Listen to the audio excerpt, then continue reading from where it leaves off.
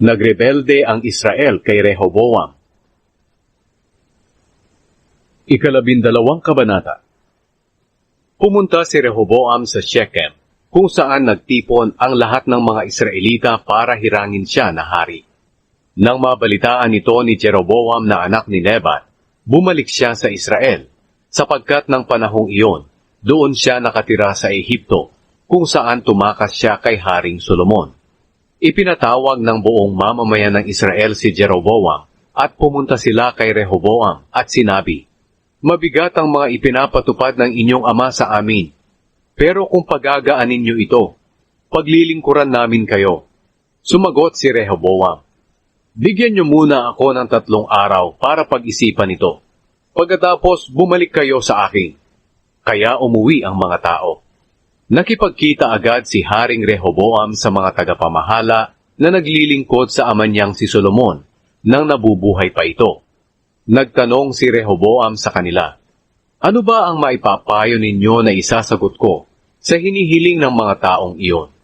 Sumagot sila, "Kung ipapakita mo ngayon ang iyong kabutihan sa kanila at ibibigay ang kahilingan nila, maglilingkod sila sa iyo magpakailanman." Pero hindi sinunod ni Rehoboam ang kanilang payo. Sa halip, nakipagkita siya sa mga kababata niya na naglilingkod sa kanya. Nagtanong siya sa kanila, "Ano ba ang maipapayo niyo na isasagot ko sa kahilingan ng mga taong iyon?" Humihiling sila sa akin na pagaanin ko ang mabigat na mga ipinapatupad ng aking ama sa kanila. Sumagot ang mga kababata ni Rehoboam, "Ito ang isagot mo sa mga taong iyon na humihiling sa iyo. Ang kalingkingan ko ay mas malaki pa sa baywang ng aking ama. Ang ibig kong sabihin, mas mabigat pa ang ipapatupad ko sa inyo kaysa sa ipinapatupad ng aking ama. Kung hinampas kayo ng aking ama ng latigo, hahampasin ko kayo ng latigong may mga matalim na bakal." Pagkalipas ng 3 araw, bumalik si Jeroboam at ang mga tao kay Haring Rehoboam, ayon sa sinabi ng hari sa kanila. Pero hindi tinupad ni Rehoboam ang ipinayo ng mga tagapamahala. Sa halip, pinagsalitaan niya ng masasakit ang mga tao, ayon sa ipinayo ng mga kababata niya. Sinabi niya sa kanila, "Mabigat ang ipinapatupad ng aking ama sa inyo, pero mas mabigat pa ang ipapatupad ko sa inyo. Kung pinalo kayo ng aking ama ng latigo, papaluin ko kayo ng latigong may matalim na mga bakal." Hindi nga nakinig ang hari sa mga tao.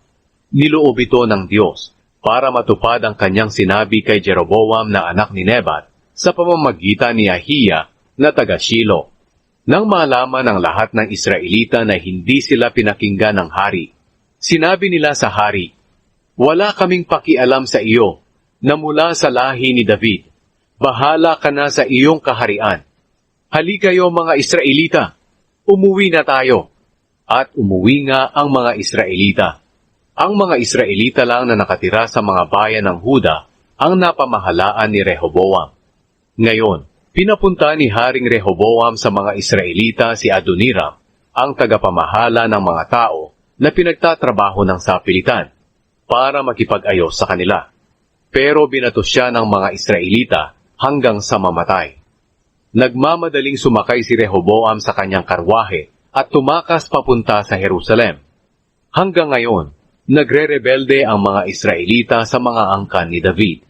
Nang mabalitaan ng lahat ng mga Israelita na nakauwi na si Jeroboam, ipinatawag nila siya sa isang pagtitipon.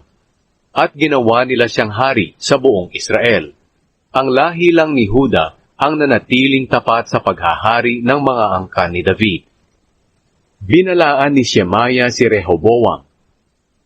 Pagdating ni Rehoboam sa Jerusalem, tinipon niya ang mahuhusay na sundalo ng mga lahi ni Huda at Benjamin. Nakapagtipon siya ng 180,000 sundalo na makikipaglaban sa mga mamamayan ng Israel at para bawiin ang kaharian niya. Pero sinabi ng Diyos kay Shemaya na kanyang lingkod, "Sabihin mo kay Haring Rehoboam ng Huda na anak ni Solomon, at sa lahat ng sambayanan ng Huda at Benjamin, at sa iba pang taong naroon, na ito ang sinasabi ko. Huwag kayong makipaglaban sa mga kapwa ninyo Israelita. Umuwi kayo dahil kalooban ko ang lahat ng ito. Sumunod nga sila sa Panginoon at umuwi ayon sa inutos ng Panginoon. Nagpagawa si Jeroboam ng mga gintong baka. Pinalibutan ni Jeroboam ng pader ang lungsod ng Shechem sa kabundukan ng Ephraim at doon siya tumira. Kinalaunan, pumunta siya sa Penuel at ipinaayos niya ito. Sinabi niya sa kanyang sarili, "Baka maibalik ang kaharian sa angkan ni David kung magpapatuloy ang mga tao sa pagpunta sa Jerusalem para maghandog doon sa templo ng Panginoon. Maaaring mahulog muli ang kanilang loob kay Haring Rehoboam ng Huda. At kung mangyayari iyon, papatayin nila ako at babalik sila kay Rehoboam." Kaya pagkatapos napayuhan si Jeroboam tungkol dito, nagpagawa siya ng 2 gintong baka. Sinabi niya sa mga tao, "Mga Israelita, mahirap na para sa inyo na makapunta pa sa Jerusalem. Narito ang inyong mga Diyos na naglabas sa inyo sa Ehipto." Ang isang gintong baka ay pinalagay niya sa Bethel, at ang isa naman ay sa Dan. Ang ginawang ito ni Jeroboam ay naging dahilan ng pagkakasala ng mga Israelita. Pumupunta pa sila kahit sa Dan para sumamba roon. Nagpagawa pa si Jeroboam ng mga sambahan sa matataas na lugar, at pumili siya ng mga tao na maglilingkod bilang pari, kahit hindi sila mula sa pamilya ng mga Levita. Nagpasimula rin siya ng pista na ipinagdiriwang tuwing 15 araw ng 8 buwan, tulad ng pista sa Huda. Nang araw na iyon, nag-alay siya sa Bethel ng mga handog sa altar para sa mga gintong baka na ipinagawa niya, at doon siya pumili ng mga pari na itinalaga niyang maglingkod sa mga sambahan sa matataas na lugar na ipinagawa niya.